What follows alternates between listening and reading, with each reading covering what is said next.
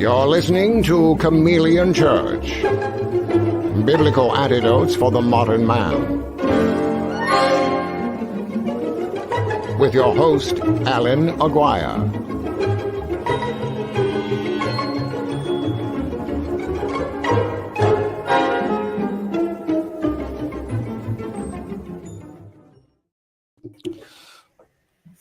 Oh, look at this. Is all weird looking. So, could you guys hear that audio? Yeah. Or which audio? The audio I just played in the intro. Yeah. No. We heard the not the minute and a half of silence. No. You heard nothing? No. Oh, are you serious? I was playing audio. Yeah, sorry. Didn't work. Oh man, you're serious. No one heard that. No. We just started hearing audio on the intro, the normal. So we just had a blank screen for a minute and a half. Yes, sir. we need some real production value here. This show sucks.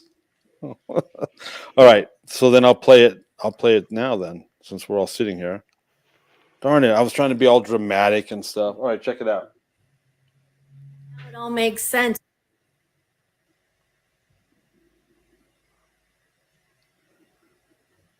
Democrats want to nominate for president right now, which is kind of horrifying. President Harris will say repeatedly, what is the quote?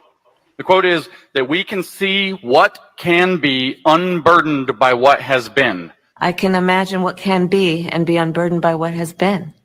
You know? What can be unburdened by what has been. What can be unburdened by what has been. Is that word salad or Marxism? It's Marxism. That is, in fact, not at all word salad. It's a Marxist incantation, as a matter of fact. It's like a spell.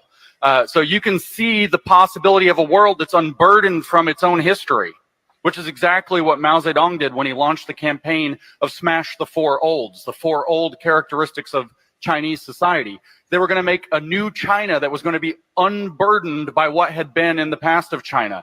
This is what the Soviets, the Bolsheviks, did when they took over power in Russia, is that they were going to make the new Russia. They're going to make the new man, as a matter of fact. People could become unburdened by what has been so that they could see what could possibly be in the terms of a socialist utopia. So when she says that, I assume, given that her father was a Marxist, I assume she knows what she's saying, and I don't buy her idiot Valley speak shtick one bit. I think she's far more smart and far more savvy. There you have it. This has been a goal for quite a long time. And we can thank Barry for starting that thing.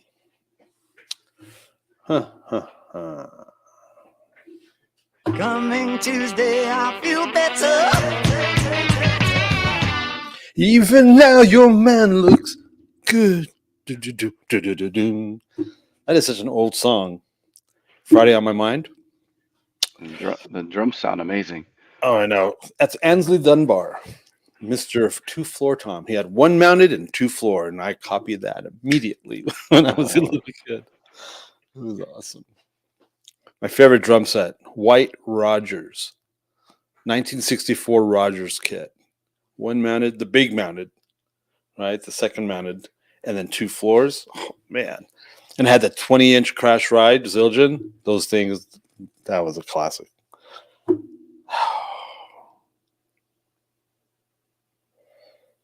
I have an idea. Let's just reminisce about my life for the next hour.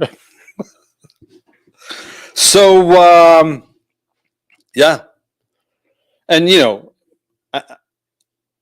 a larger percentage than what I'm comfortable with of Christians, people that identify as Christians, faith-based people, were duped into this BLM thing. And while they were being duped, there was a handful of us going, have you been to the About page at their website? Because the About page of their website back then, when all this was happening, clearly stated that they were a a Marxist group, and that they were spiritualists, that they were actually involved with the occult. So it literally said that they were Marxist occultists, and that they were basically a fundraising arm for the Democratic Party. And no one would believe you. You could tell people that all day long, and they wouldn't believe you. I mean, white suburban moms bringing their little kids out into the street, holding these little BLM signs. And we're like going, what are you doing? And they wouldn't believe us. And like, go to their website. And they just wouldn't do it. And it became a bit of a movement inside evangelical Christianity. And we were just like, what is wrong with you people? How can you be so clueless? How do you not have any discernment? What do you think is going to happen when the Antichrist comes? You're going to be all for it, man. It's just insane. It's just insane. Oh, giving up to their own delusions. It's just mind blowing. See that, and we were talking about that last night. The stuff that God allows that just seems absolutely horrifying, right? Like this basilisk thing, one of the most active seasons we've seen in quite a long time. I mean, look at Iran and Jerusalem, Israel, dude. This Ezekiel 38 war thing. I mean, Lenny, you know about this better than I do. That's why you're here. All the players are in place. You're muted. You're muted. Here, I just unmuted you. Let's see. Oh, he's got here's the pages. I got the Bible. I got the pages, baby. He's got the pages going. Teach us, oh Lenny. Teach us what's going to happen tomorrow. Well, so you know what? She chose her VP pick. That's what I heard. I don't know anything about who it is. His name is Waltz. He's in Minnesota. She went against all of her counsel from Obama and them to pick Shapiro in Pennsylvania. And she said she went with her gut because he is the most progressive liberal. He's a white frumpy has been in Minnesota that gave all legal licenses to all immigrants thinking it would help a state. And she's going all in on her progressive status. She didn't take any counsel from her mentors. And this is going to cause a problem. Big time. Well, before you say anything, Lenny, where is it? Where is it? We have this comment from Frank. That's pretty funny. All right, go ahead. Well, I believe it's what we're looking at. I'm trying to find the Psalm right now. It's either the Psalm 83 or the Psalm 63 war. That's what's coming up, where these nations right now are aligning. It has not happened yet, but they're all in place to try to come against Israel. And this is where the Lord says, I will come against them. And it names their names. I mean, the names, Iran being the chief one.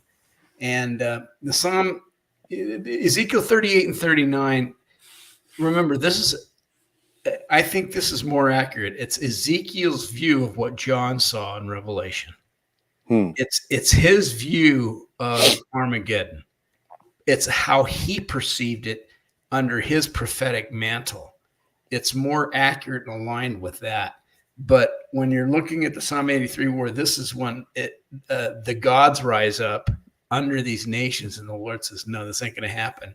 So I do believe that if they do raise up against Israel, they will get defeated. But it's like playing whack-a-mole. You knock one down, a bunch are going to come up, because this is going to continue until the last 3.5 years. Yeah, it's going to be one after another, but it's also going to make their status, because Israel has to make that covenant of death, which they did at the Abraham Accords, where they made it with the Islamic nations, which it had to be made. God used Trump for that. Okay. But that covenant of death had to be made. So this is something I won't talk about publicly because it's too confusing for the majority. Yes, I understand. So, but let's do it. Well, here's the thing. Do you know what I'm talking about? Sure, I do. I do. Okay, let's see how good your disturbing Go is this for it. morning. You No, you go for it. What am I talking about?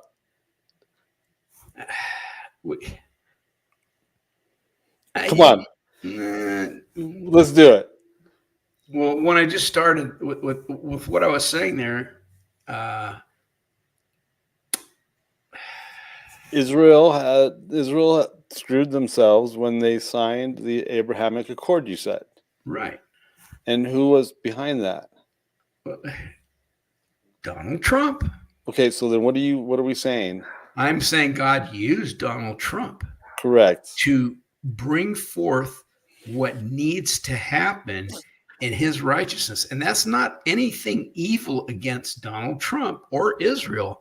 It's what God planned out from the beginning. It's what has to happen. It has to happen. And yet this still does not take away from us praying our guts out right now that we become a sheep nation, that God puts things in place. We still have that fight. There is going to come a time when he pulls the trigger and he says, no more, my children.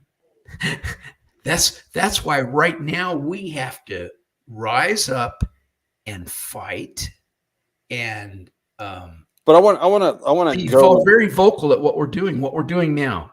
Right. But if Trump was in there through prophecy, yes,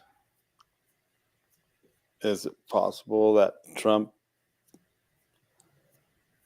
orchestrating things based on the Lord? Do you understand what I'm saying? Yeah, I do. Because so last night we were talking about, look at what the Lord allows to happen. Yes. And one of those things is the basilisk. How in the hell, why would God allow this entity to rule for 3 weeks that has caused so much havoc in the life of Israel? Well, gee, we can all get in line and we all know why. Yeah. You know, when you kill all the prophets, when you reject all his instruction, when you do exactly what you were told not to do, and you're worshiping Baal, and you're in the land, and you've decided that obeying the commandments. I mean, it was only in Judges chapter 2. I mean, we didn't even get into the land very far. Right. Judges chapter 2, and God's like saying, I'm done. I'm done with you guys. You guys are not going to obey me. I'm out of here. And then everything goes really bad, and there's Baal altars in the temple. They're worshiping Ashtra. They're delivering their own kids up to Moloch. They're doing everything 100% what they were told not to do. Right? They kill the prophets.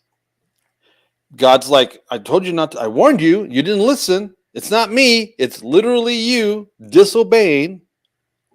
And God allows all these horrible things. Whole centuries go by where people aren't observing, where people are not obeying. Those are all those crops of humans are lost because they died in disobedience. Then they kill Messiah, and they said, "No, that his blood be on us and our children's and our children's children." Right? The temples are destroyed. It's bad. Why does God allow, or how can God allow such horrible things to be a part of his master plan? The prophets prophesied a Trump presidency 8 to 12 years before it happened. It happens.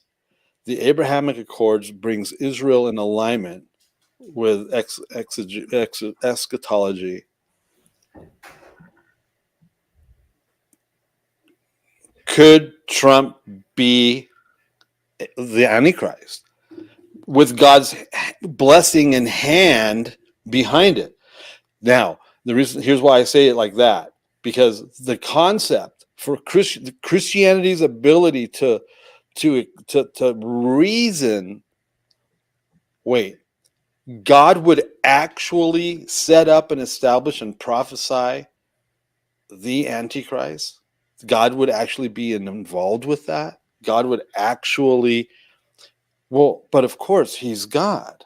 He's the king of the universe, all-knowing. It's not like anything happens without him knowing, and it's not like anything doesn't happen without his permission. It's not like anything happens without his okay.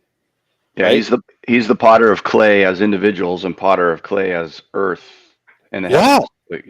Yeah. Nothing happens without his command and involvement, a release of hand. Yes. Right. And because it's hard for them. It's hard for Christians to understand. It's hard for humanity to comprehend the possibility of it. Or like when I said last night, when COVID happened, he knew it was going to happen. He knew that the whole world was going to unite in this cause of causing people to do what they do. Like the masks and the mandates and the vax and this all the horrible things that happen and all the heavy-handed stuff that governments were doing around the entire world. God knew that was going to happen. It's not like he was like, "What? Oh my gosh, what's going on down there?" No, he knew it was going to. He knew what was going to happen, when it was going to happen, how it was going to happen, and why it was going to happen. Well, he knows all the stuff that's coming as well. So, are we suggesting, or is it possible, or is it? Because this is where people go, if that's really what's going on, I'm out. I want nothing to do. There's no way he can be God. He can't be the God that I want. He can't be the God that I need if he's involved, if he's orchestrating. Then this is all a predetermined game. I have no say-so. I have no free will. I have, you know what I'm saying? That's where people go with this stuff. I know. And you know what? Then they do not understand Scripture. They don't understand nothing. They don't understand the fear of the Lord. The interesting thing about Trump, though, remember, the beast, the Antichrist, has to come out of Assyria. He's called the Assyrian. He's gonna come out of Turkey. That's the thing. And you can't put a prophetic mantle on that. I do think God's using Mr. Trump to bring about, just like you know what, the fact that Biden was in there, they're saying, oh, he's illegitimate. No, he isn't. He used him to spank America, to get America to the place where it has to be on the lower end. And everybody looks at America, oh, that's our dream. That's what keeps our pocketbooks alive. Right. If the Christians knew what was going to happen to America, they'd be a hell of a lot more prepared than they are now, just thinking, oh, once Mr. Trump gets back in there, everything's going to be fine. No, it's not. They don't know what's coming financially in the next year and a half. And people are going, what should I do? Right. Me and Linda are planning for that. Yeah. And we're looking for and the that's trigger when it's time to get out of California. Well, that's why we left when we left. There was that prophecy. I know. Okay, look at this. Predetermined. Out of the West Coast. Out of. Right. I do not want to be on the coast. Yeah. Predetermined game. And that's what I've said. The way I've said it is, this is a predetermined, there's a script. There's a predetermined script, and it's our job to figure out what our role is in this movie. That's right. And then, right, because if he guides us with his eyes, and if he leads you in the way that you should go, hell yeah, this is predetermined. And it's my job to align and to get in the line and to get into the course to walk out, right? Last night, Jesus told his disciples, hey, go down the street, make a right, and then go down 2 blocks and then make a left. And there's going to be a guy standing there with this colt. Tell him the master has need of it. How did Jesus know that? Because it's already happened. He was just walking into it. See, so when we live by the Spirit, when we're people of God, we talked about this last night, when we're those people, when we are those people, because somebody asked, well, do you live where you live because God? Yeah. I left LA when God told me to leave LA. Lenny, you were there. I know. I stayed in Dallas because he told us to stay in Dallas until he told me to come here. I don't live where I don't. Everything is on purpose. I've never Deliberate. moved where he told me not to move. I'm sorry, what? I've never moved where he's told me not to move, and I've moved every time. I've emptied my bank account 3 times in the course of those 43 years because he told me to, and he always added to it or took away or whatever he had to do. But I know right now here, I'm here on loan to Eureka. We know it's not our place. Yeah. I don't live where I'm not supposed to live. I don't do what I'm not supposed to do. I mean, we're very deliberate. We've been very deliberate. Like we said, there was a prophecy and that there was going to be a 7+ earthquake in LA, and that was the time for God's people to get out of LA. And so when that earthquake hit in '94, January of '94, it said it was. They said it was a 7.2+. And God was already pushing us out. Yeah. Allan, I used to preach, I will never move to the ring of fire in my life. I preached that for 30 years, knowing what was coming. Never say never. I know. And people go, well, you just got to go, And I go, yeah, I know. But I also know that he warned me. Right. But if he has me here for that time, I know when it's going to be. It's time to be taken out too. Yeah. So, if Obama had to be in there to do what he did to get that polarized to get Obama. He polarized the Islamic nations. He polarized everything. Right. The Republican Southern and Democrat. That's right. The whole color thing. I mean, everything. Racism, Islam. I mean, the whole The Islamic Brotherhood. The Islamic Brotherhood that came together in Northern Africa. All of that had to be put in place. If they knew their scriptures, if they read Isaiah. So the fact that Nebuchadnezzar was even used. This is how it works. And people don't like it. People don't like it. People don't like how God does what God does. Because they call that Christianese. Well, they also don't, again, like we talked about before, they don't know him. They don't really know him, so they don't trust him. And so for them to even try to wrap their mind around the possibility that, I really don't have any control. Why haven't you figured that out yet? And because they believe they can control God. When it comes down to it, they really do. They really do believe they can control God. They can control their own destiny, and that nothing really bad is really ever going to happen, because a loving God wouldn't do that. And so their whole foundation is so questionable that.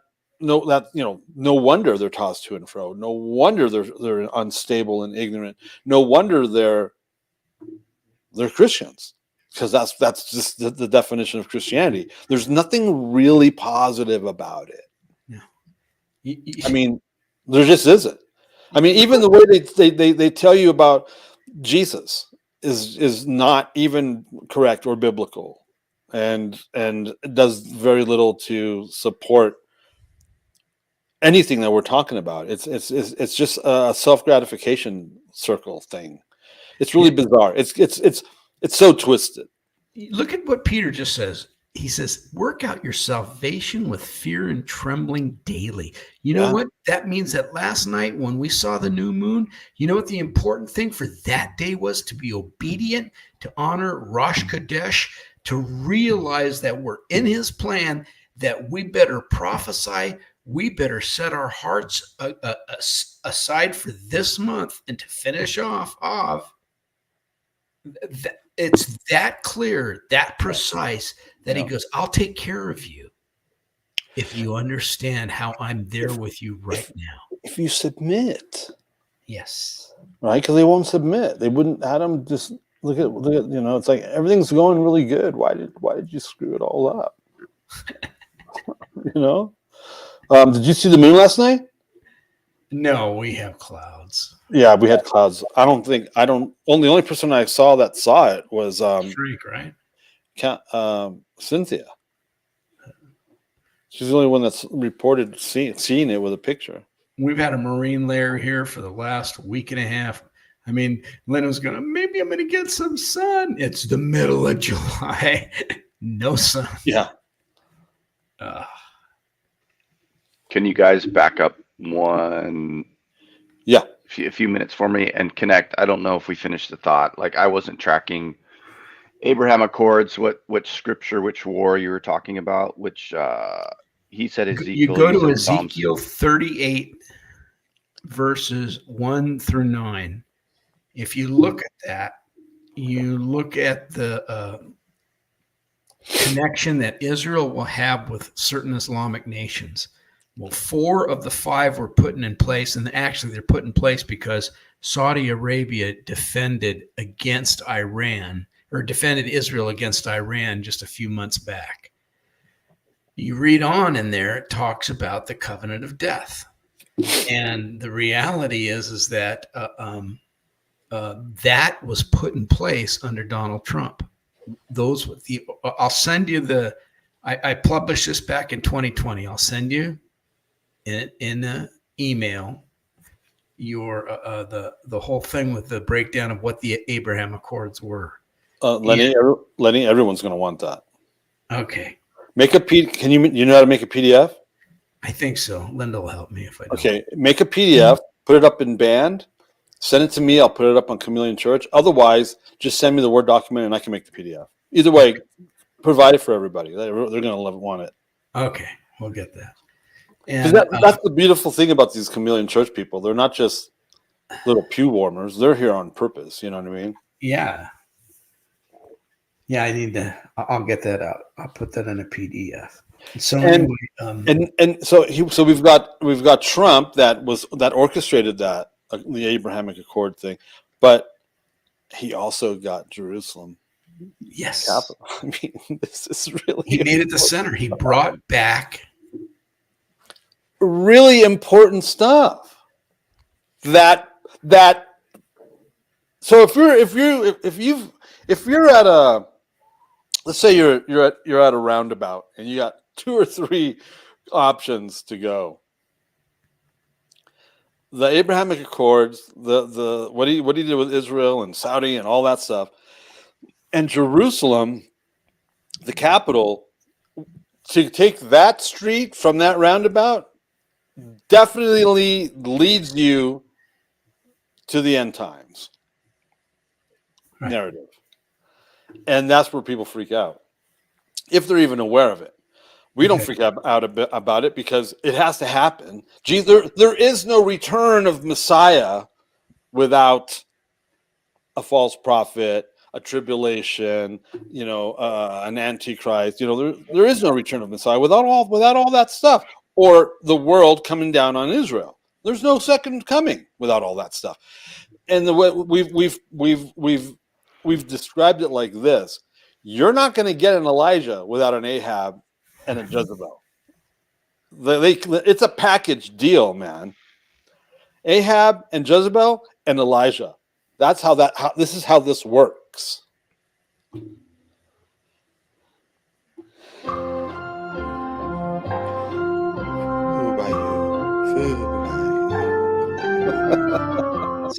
So Kris, to answer your question, it's just oh man, that's where the Abraham Accords had to deal with this. And now I personally believe Mr. Trump will get in again. I do believe just that. Seal the deal, baby. Because you know what? That'll bring us into a place, hopefully, of the isolation that'll keep us to be a sheep nation. So I have a question. Yeah. And Kris, chime in on this, please. How is it possible for a human being to look at 4 years of Trump where no war, nobody messed with us, nobody messed with Israel, Islam was hiding in their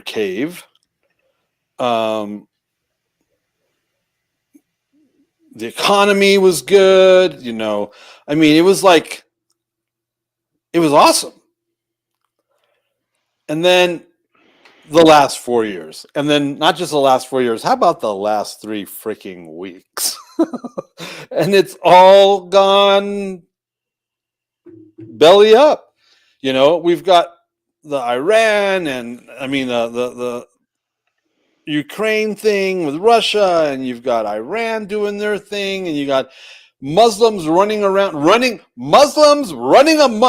in the UK, Manchester, Birmingham. I mean,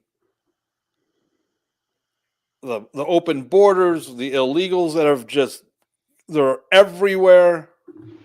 That's gonna be a cock-a-doodle show when that switch is flipped, right? How can anybody look at those 4 years and look at the last 3 weeks and not see the difference? You would have to be so skewed between the ears. You would have to have literally no understanding. No, nothing. You would have to be so set in your ways and in your agenda. I don't understand it. I seriously don't understand it. It's terrifying. We have friends and family. We all have friends and family that cannot see. It has nothing to do with our. It has nothing to do with our politics. It has nothing to do with our religion. It has nothing to do with us at all. Let's just take a step back. Look at what's going on out there and how these people aren't capable of seeing what it is that's right in front of their eyes. That's terrifying. You know, it's interesting. I posted, this is something I usually watch Jacob's 10 every Saturday morning. Me and Linda do. The interesting thing, I've never heard him say what he said. He came out and he was very political about it. He without saying it, he endorsed Mr. Trump. But what he said is it was a whole Revive conference where you had like the Daniel Botkins, Halissa Alwine, a lot of the Messianic people there. And he goes, you know, at the end, he says, he brought it out of the Torah portion, but he said, you know what? If we are the ecclesia and the called out ones, he goes, I believe at Shavuot this year, something changed. There was a transition. He goes, I can't put my name on it. He goes, I'm not a prophet, but he goes, power went out in our building with over 2,000 people there. And he goes, and I knew it was the hand of God. And he goes, something came into me. And he says, no longer can we be silent. And he did this thing. He goes, how many of you are born again? He goes, I'm talking about you Messianics too. Because if you're not, and you think that just you being Messianic is going to make it, you're not. And he goes, but now what's the reality is, do you realize that you have the responsibility of being a witness and telling people about Yeshua and speaking up for righteousness and pointing out sin? I never heard him do that before. Mm. It's like something was on fire where he called them all. And it was interesting that at that meeting, they were calling out words of knowledge. They were doing the prophetic thing again. And I'm going, this is interesting, because a whole grouping of Messianic people were there. And I'm going, here's the message. It seems like the trigger is pulled to tell the truth and not to be afraid and not to be ashamed and not to hide in the shadows anymore. Yeah. I agree with you, Nathalie. I think we all do. But unfortunately, he's using the word Messianic incorrectly, because I guarantee you none of those people are Jews. Yeah. Well, there were a lot of them that were there were calling themselves that. I know. Yeah. It's so silly. It's interesting. He won't call himself that. But because he's probably not a Jew, and he understands the difference in the right. wording. Yeah. Gentiles that observe Torah are not Messianic. Right. McFly. It's like, Man. Yeah. But it's interesting. There's definitely a transition now, and what we're gonna Av is not over yet. What do we got? 8 more days before the 9th of Av. Today's the first day. Today's the first day, yeah. So we've got another 8 days. And yeah, I'm being reminded and correctly so that this is spiritual. I mean, it's 100% spiritual. Yes. It really doesn't have anything to do with nations and politics and all that. It absolutely is spiritual, and Jerusalem is the goal. I mean, that's where they're headed. That's what they're going for, and it's for the destruction of the human race in the earth realm. I mean, people don't want to talk about that, but that's really what it is. That's why Jesus said, "You're in the world, you're going to have trouble, but don't be afraid. I've overcome the world." I mean, there's this whole narrative that's in place.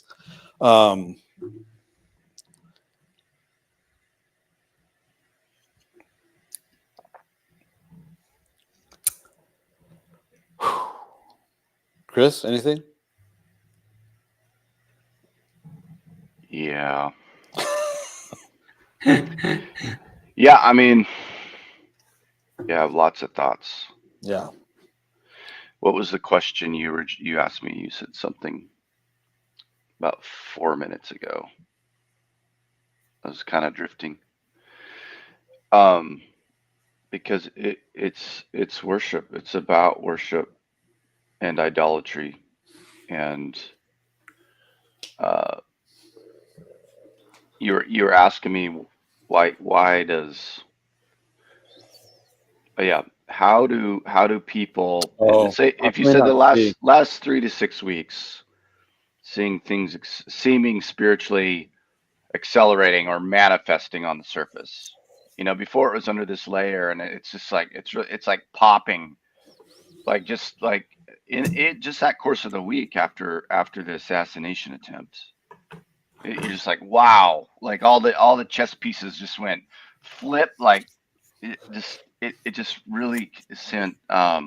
There's probably a fishing analogy there where all the fish are feeding on the bottom, and all of a sudden the daylight hits or the sunlight, and you start seeing them on the surface. So there's activity underneath. But I guess the summation to answer your question is how people don't see that, and it's something about worship and idolatry. So if you just said people that quote identify as Christians or in let's say like the lukewarm evangelical Christianity meme, that go to church and like, oh yeah, I worship. We go to church and we sing. Oh, they sang my favorite song today at 10:35 a.m.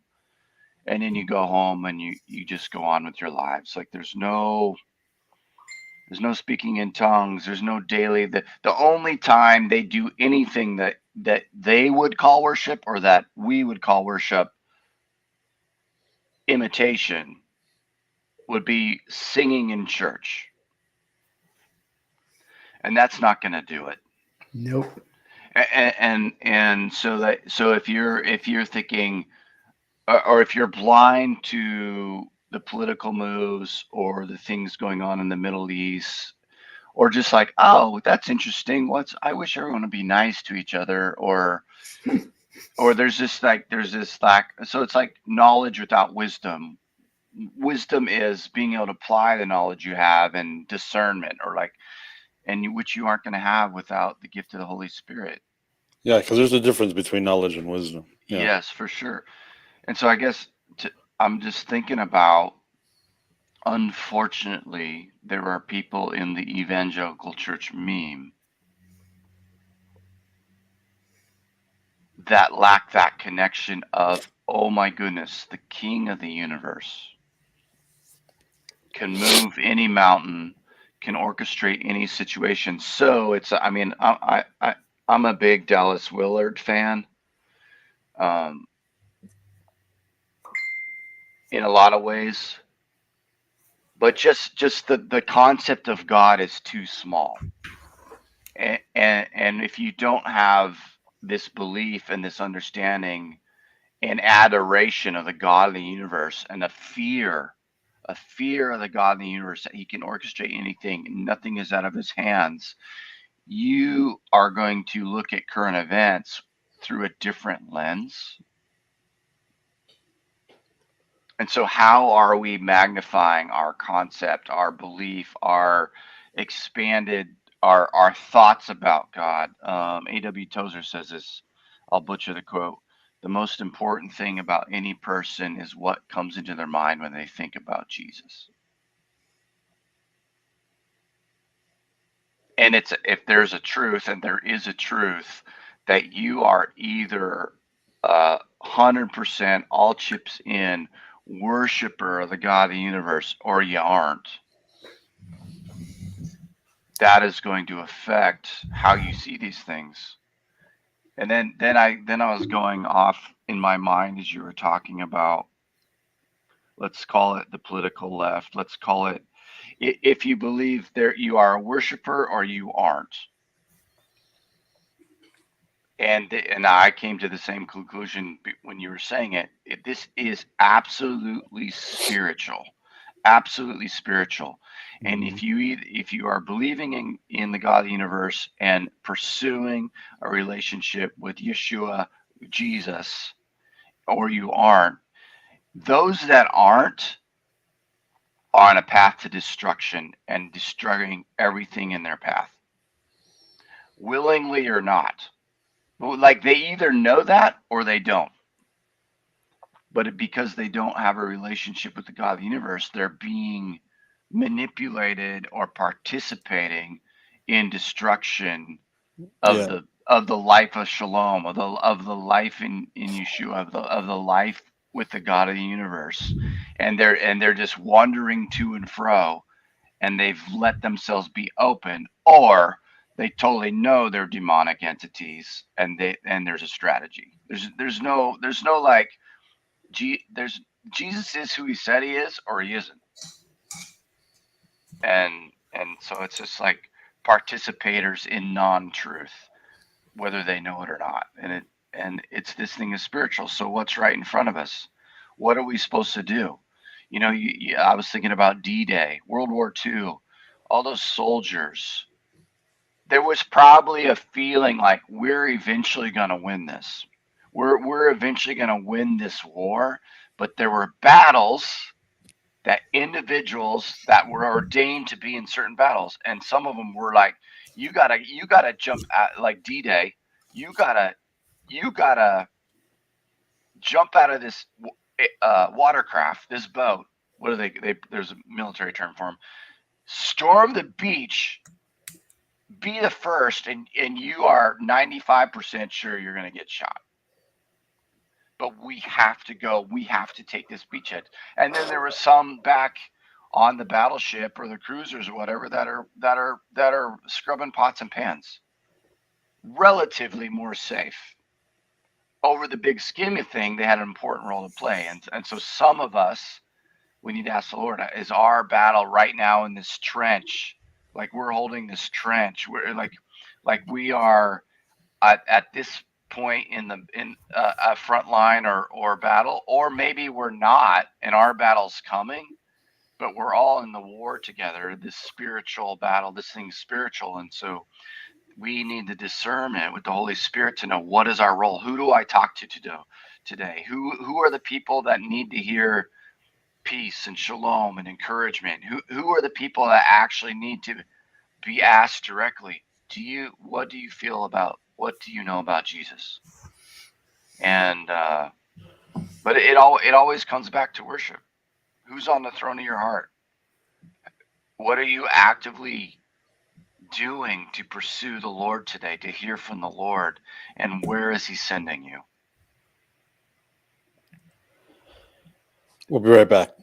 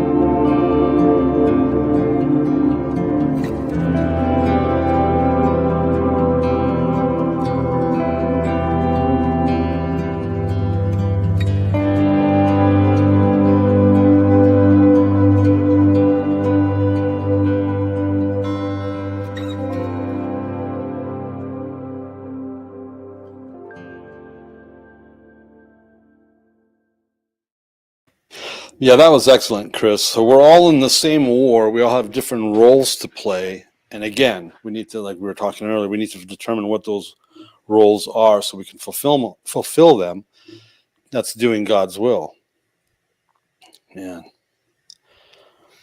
And when you started it out too, Kris, about wisdom, that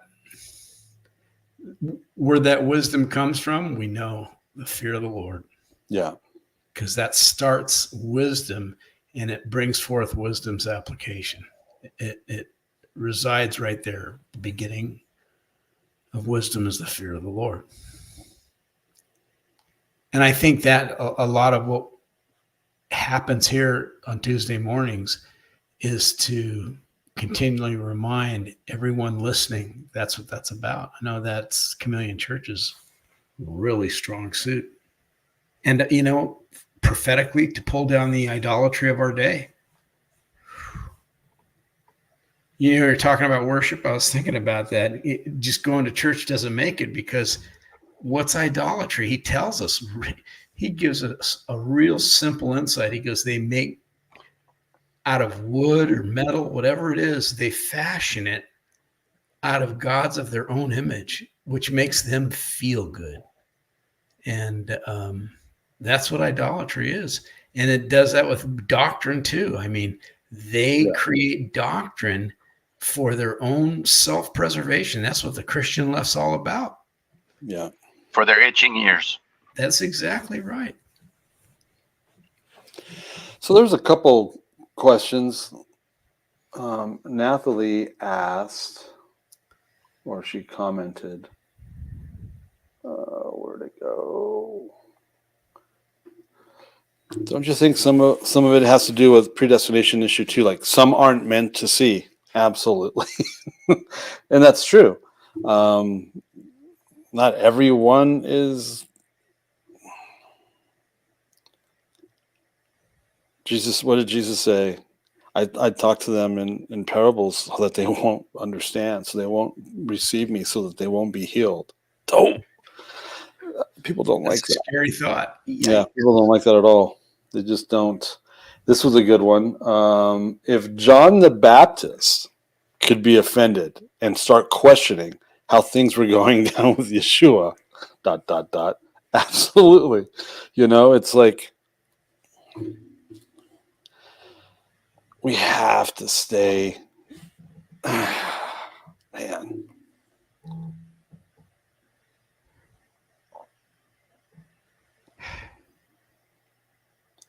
Yeah, and we've got 8 more days for the basilisk. Today's day 1 of the 5th month. Okay, so if we have different roles, obviously we're all in the same war, and we're all in the same war, and we have different roles in that same war. Wisdom and knowledge, 2 different things.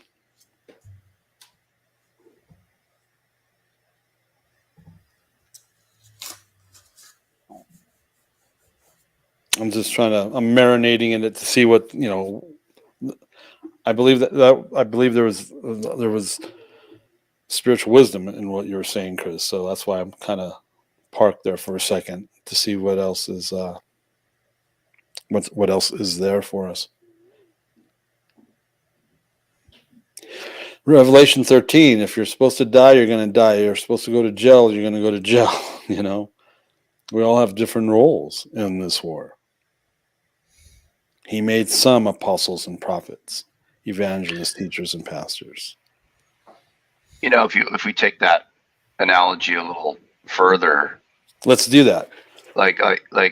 So if you I was talking about D-Day, military, right? Yeah. The word I'm thinking of is protocols. Yep. There are protocols. A soldier. Rules of engagement. Yeah, a soldier never does this. A soldier always does this. Like starting with you get up and you make your bed. Yeah. Like we're gonna give you a lethal weapon and give you the training that you could win in a knife fight. Which sounds tragic and oh my gosh. But it starts with the mundane.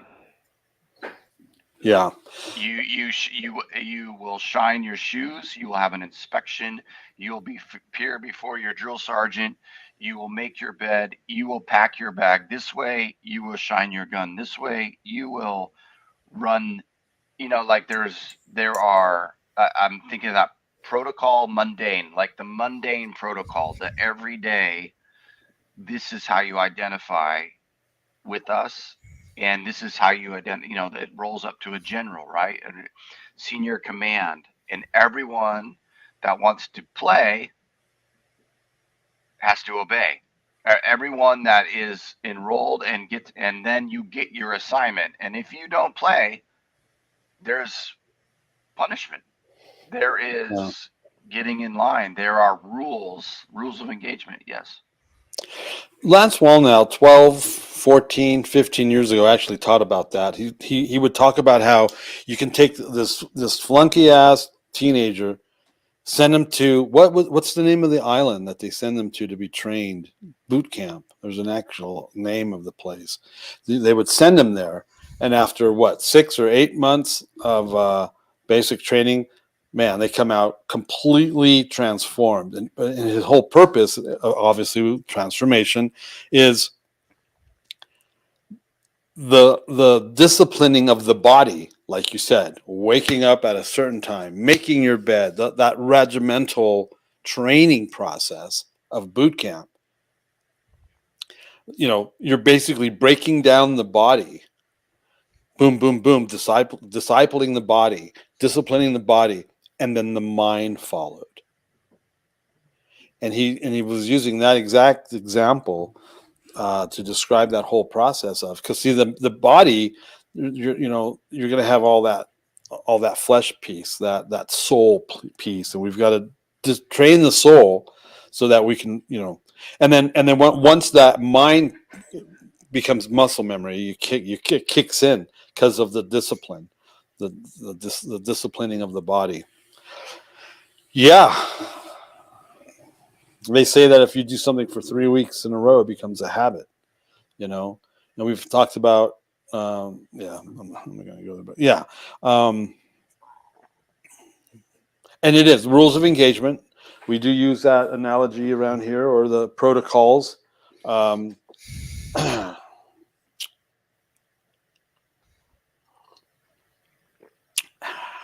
Lenny, you're not playing the drinking game.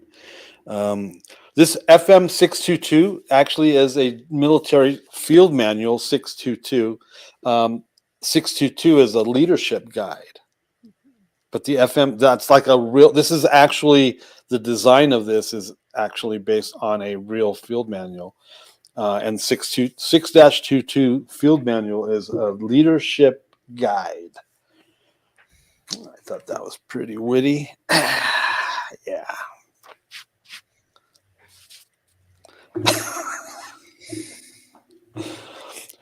One of the biggest compliments I received was the packaging of that book from Kris Rosentrater. When he saw it, he was like, "Whoa!" And I'm like, "No, don't even do that. You're the one that did that amazing coffee truck thing. That blew my mind." Mutual Admiration Society. Oh man, yeah. Rules of engagement, protocols. The prescribed way. These are terms that you've heard us use before. There was a certain way to come before the Lord in the Holy of Holies, so that you wouldn't get consumed and burned up. Aaron's 2 sons. Yeah.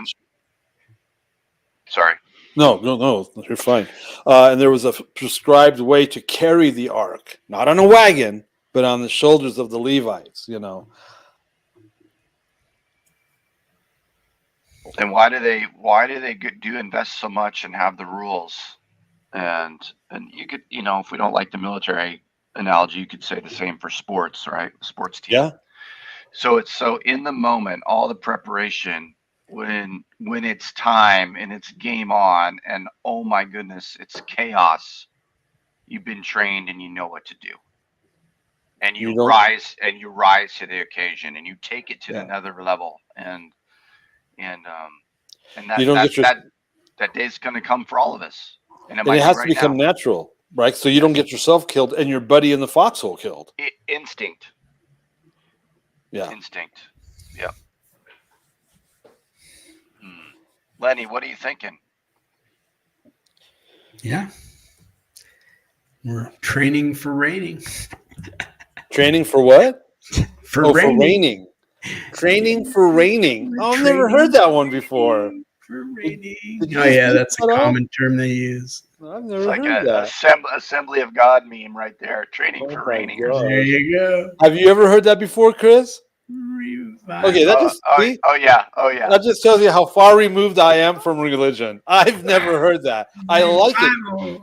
I like it because I just now heard it. You guys have probably heard it for 40 years. There's probably hundreds of conferences that have been titled that. Oh I know. God. Every I've other never heard one. that.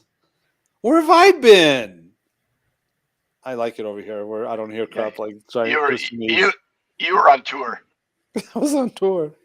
Training for raining. I've never heard that. Has my wife heard it? I bet you she has. See, that's just more proof in the pudding for you people. I don't come from a religious background.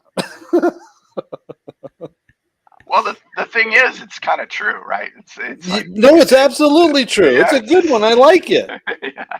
And I can't even make a shirt because it's already been done. Training for raining. Now I'm stuck. I'm going to obsess over that for the next few days. Training for raining. Jeez. That's a good one.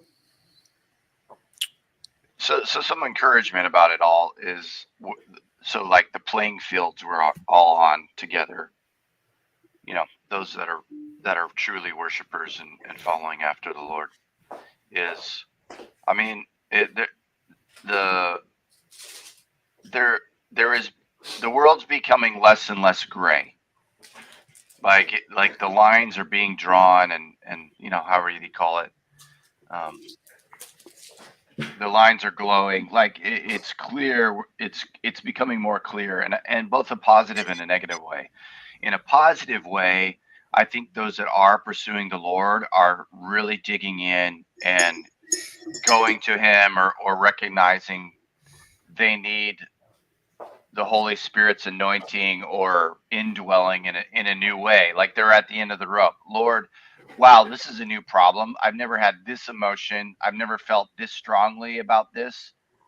Whoa, I can't do this in my own strength. I need more of your Spirit. Help me, Lord. Right? It's you're being brought to a new place that we're being emptied, and we need more of your oil, Lord. We need more. I need more wisdom. I've never had to rely on you. Or you're bringing me to the recognition I've been doing things on my own strength at this juncture, and it's not going to work.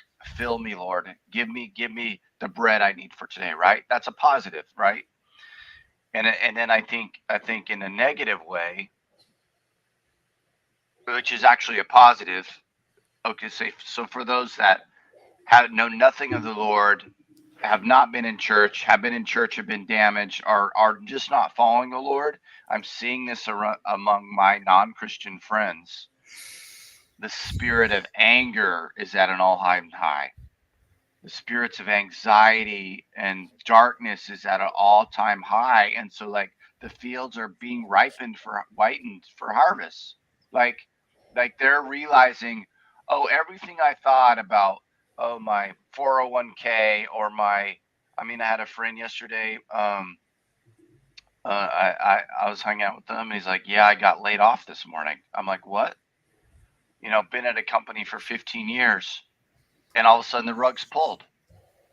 Family, he's got two kids under the age of 2, and so everything. So if you are relying on your job or your income, or you're putting your idolatry, even let's say like it's an innocent dude, like just trying to make a way, trying to do good for his family, working hard, being responsible, so not sleeping around his wife, but doesn't have the knowledge of Yeshua.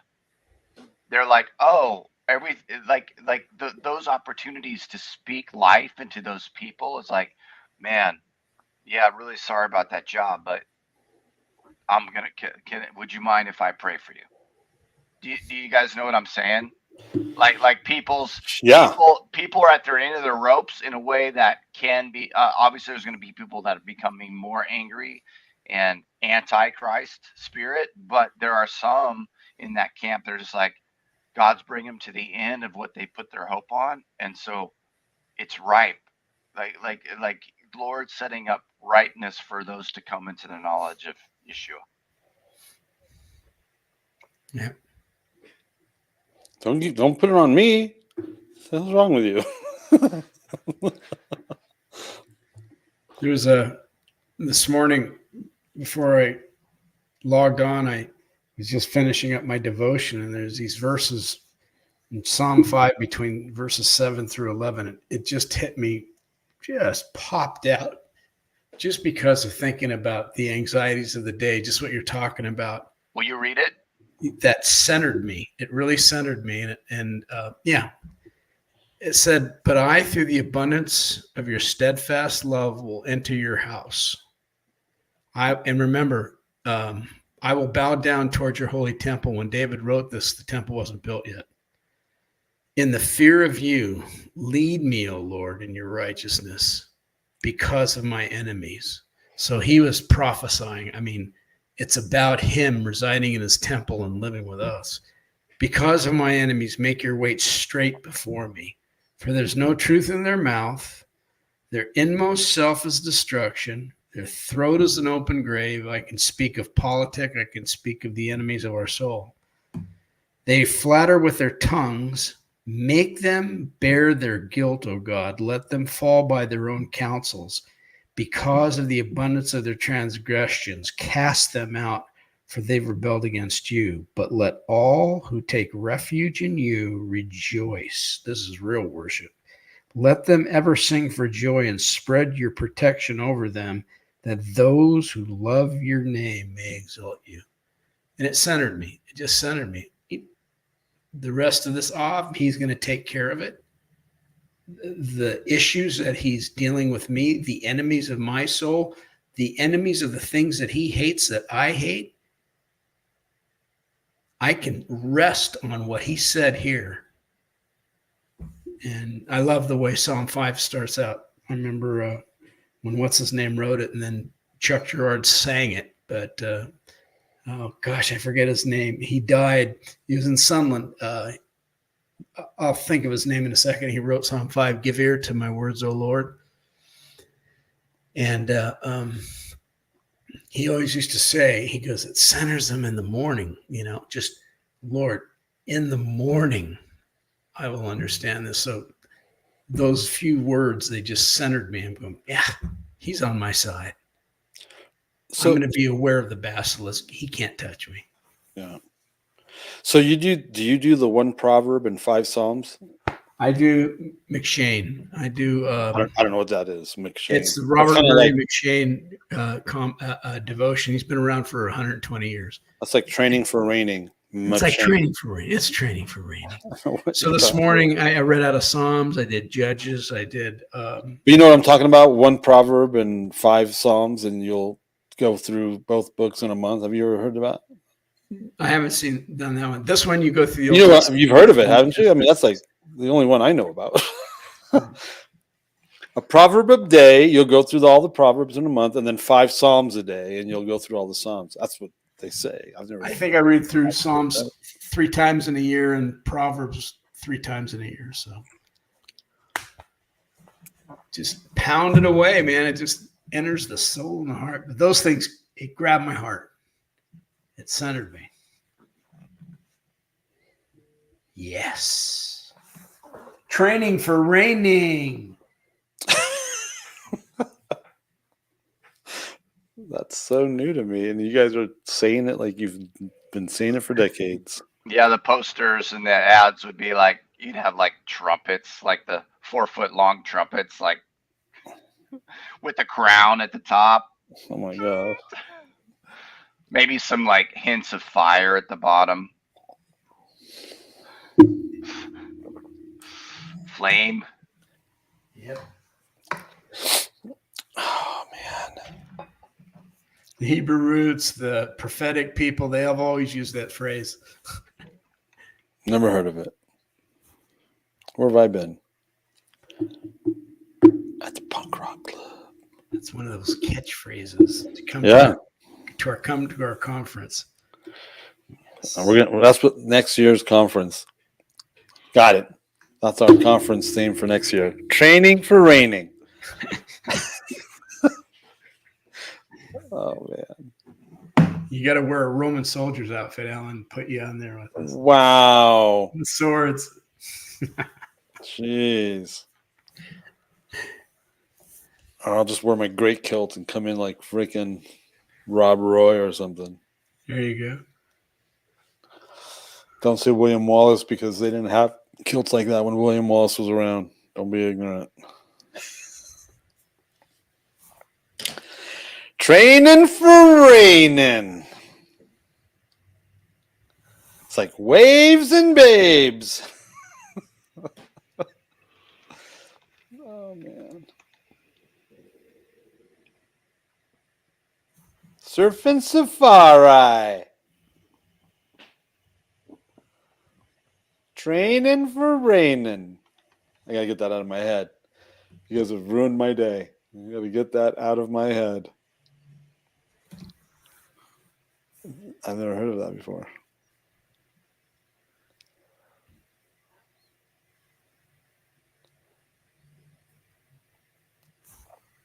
All right, so what did we learn this morning? Training for raining. That's what I learned today. And I learned that it doesn't matter if Ecamm's muted. If StreamYard isn't muted, I guess you guys can hear me. Stupid. Training for raining. What else?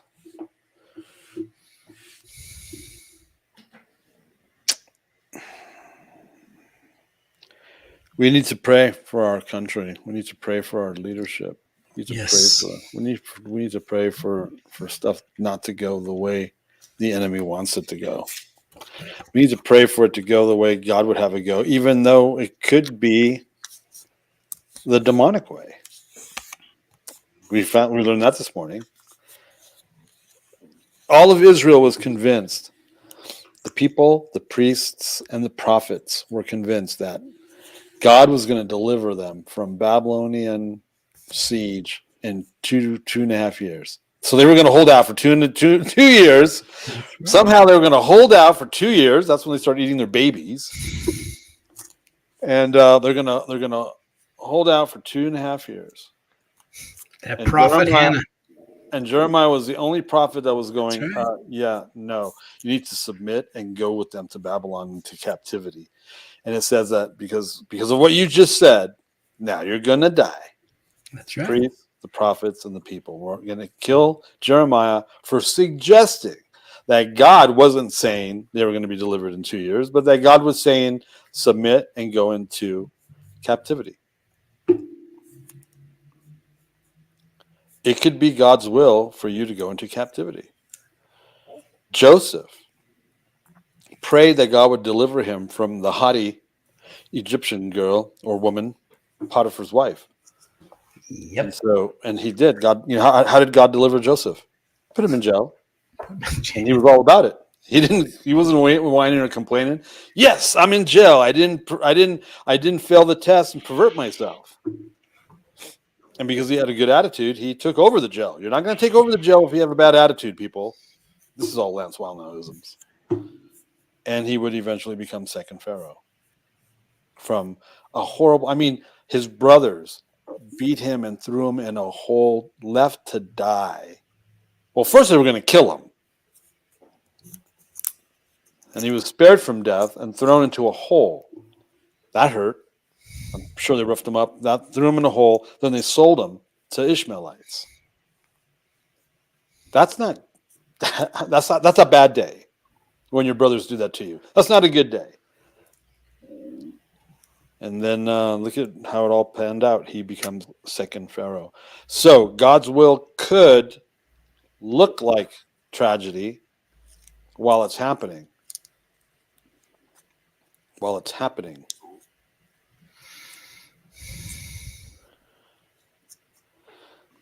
which is why it's so important to trust in his sovereignty. The disciples, if the disciples only walked with Jesus for 18 months, that's more of a blow than if they had walked with him for 3 years, in my opinion. Maybe I've got it all wrong.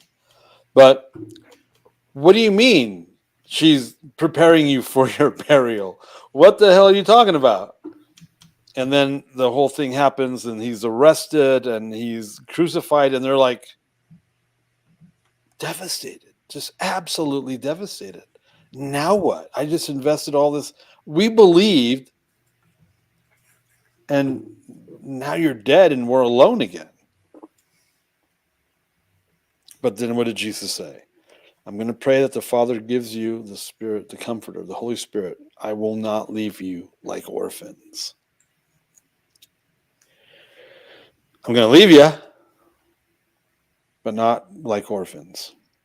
I'm praying that the Father would leave you something while I'm gone in my stead until I return.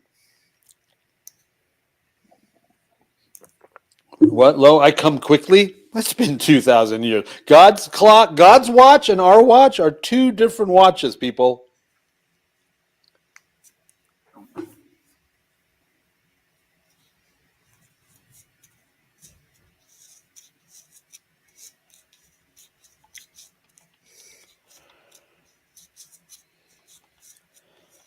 Yes, they are. Oh, here's one. So it's either, I think you got it wrong, Kevin. Training for slaving or training for reigning. There you go.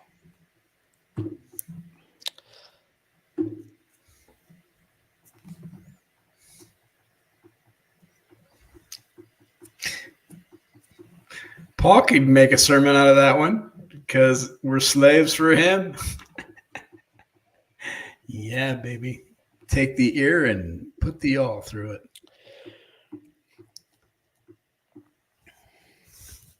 Paul said, whether I have or whether I have not, whether I'm free or in prison, it doesn't matter. It doesn't matter what it throws at me. It doesn't matter what is thrown my way.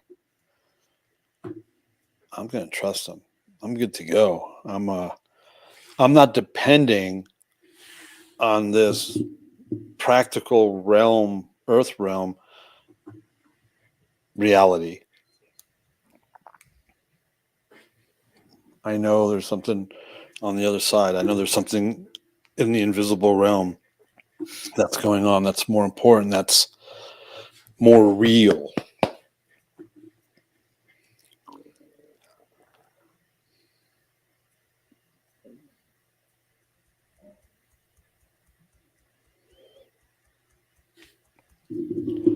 And I don't necessarily have to understand it or agree with it, but I believe it.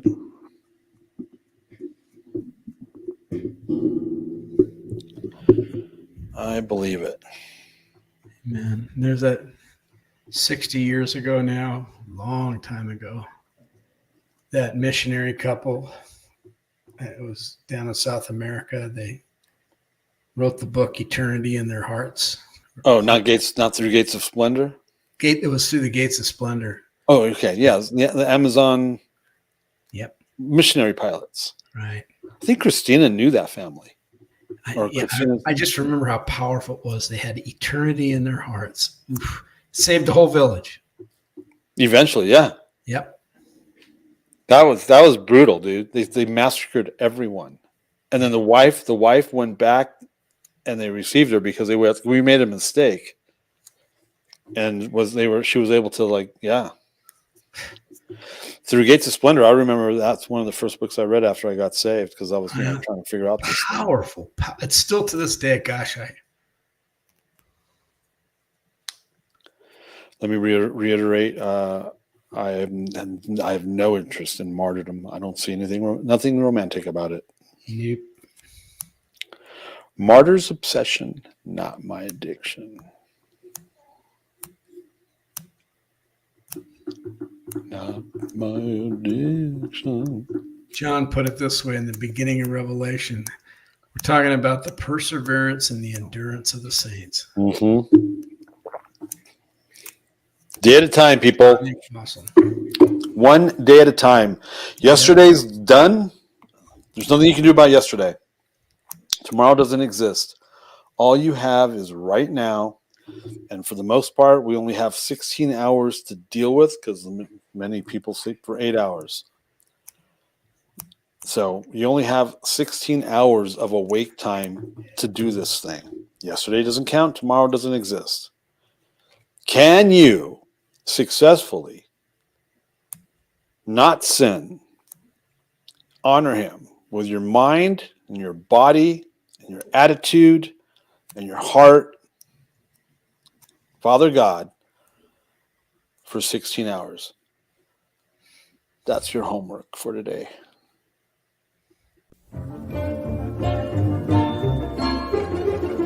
You're listening to Chameleon Church. Biblical Antidotes for the Modern Man. With your host, Allan Aguirre.